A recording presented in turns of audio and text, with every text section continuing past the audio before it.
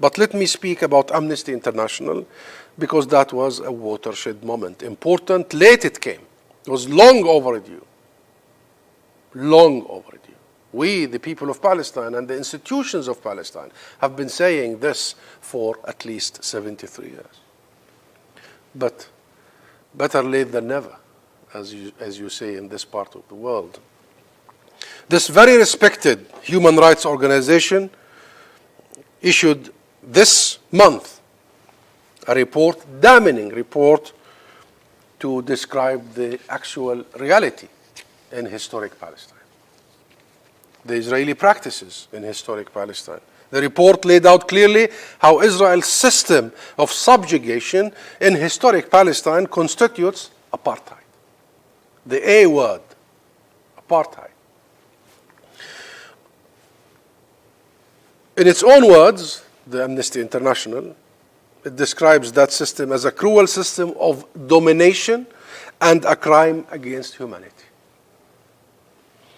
The report details how massive seizure of Palestinian land and property, unlawful killings, forcible transfer of population, drastic movement restrictions, and the denial of nationality and citizenship to the Palestinian people are all components of a system which amounts to apartheid under international law. And this has been ongoing since 1948, and this has affected every Palestinian, not just those under the military occupation in the 1967 area, not only those living inside the 48 areas, the Palestinian citizens of Israel, not only those in refugees and exiles outside. Every single Palestinian have been targeted by this system of segregation and apartheid.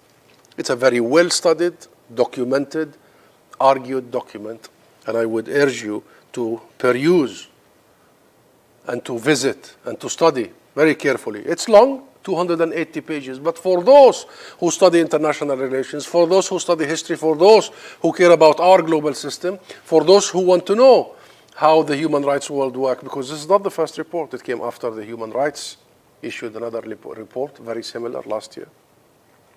And before that, an Israeli human rights organization, B'Tselem, also issued a report to describe what Israel practices as a full-fledged apartheid. And my friends, Amnesty called on governments, including the UK government and the International Criminal Court, the ICC, to hold Israel accountable for practicing apartheid. Let me explain here, before I move on, that it does not mean that Amnesty International says that Israel practices apartheid, that it is only apartheid. It is very regrettable that in our situation, apartheid is a tool being practiced, used for the actual strategy of straightforward, classic colonial, settler colonial practice of displacement and replacement, as is happening now in Sheikh Jarrah and as happens all over the historic Palestine. And people focus on the West Bank. It's absolutely grave. A lot of land grab and creeping annexation happening on a daily basis, unprecedented historic levels, but also in the 48 areas.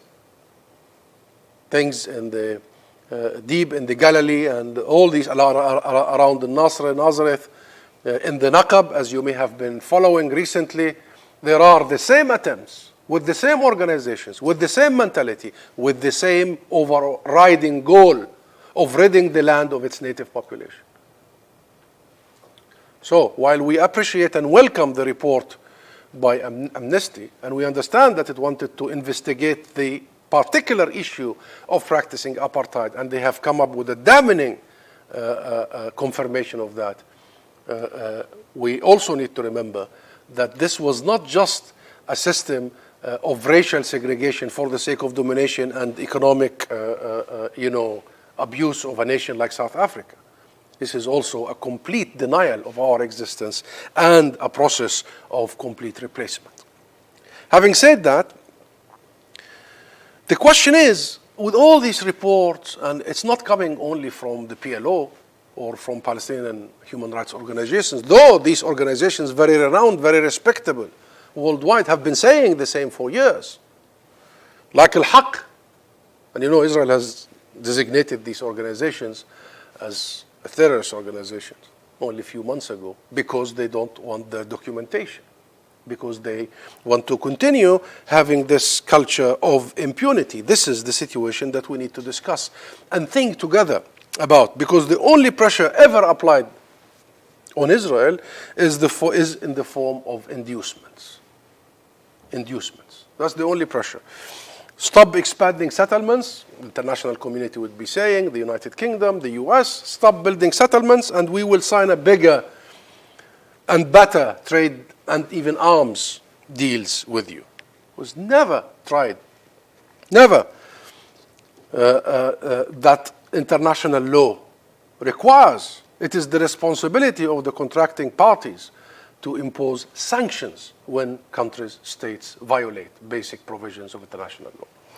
So the whole policy of the international community, particularly the West, was either carrot or a bigger carrot.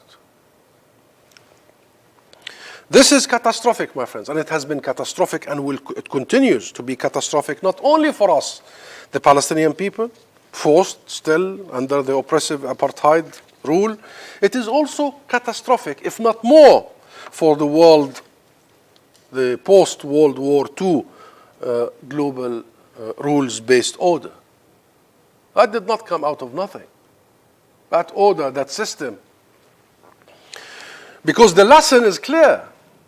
With the right friends in the right places, you can do what you want. That's the lesson. And look what is happening to the world and in the world. That we should not heed or respect international provisions.